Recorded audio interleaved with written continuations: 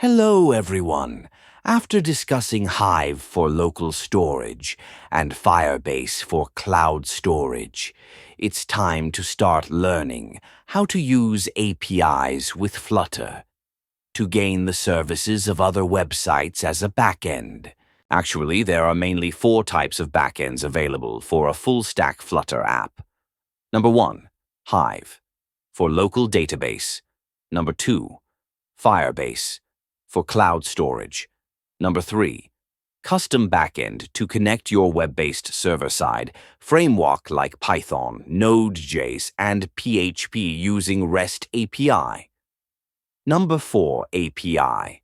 We can connect API with Flutter to gain the services of other third-party websites. In this tutorial, we learn all about API. First, we will discuss in detail what is an API. Then, we will explore some common examples of API. Then, we will discuss different types of API. Then, we will explore some API-based Flutter projects ideas. At the end, we will see how to use API with Flutter. What is an API? API stands for Application Programming Interface. It acts as a bridge that allows 2 applications to communicate with each other. API is used to get the services of other third-party application servers. For example, if we develop Flutter Weather app, then we will use Weather API for weather updates of other website. Similarly, News API for news updates, and Google Map API for embedding Google Map in Flutter app for location finding.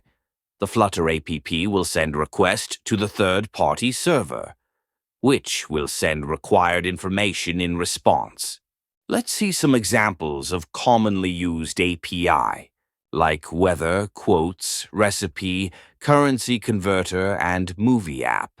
These all apps are using API as a backend from third-party applications.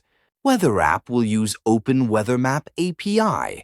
News Updates app will use News API.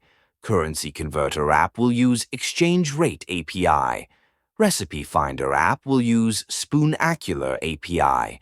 Movie Info app will use TMDB API.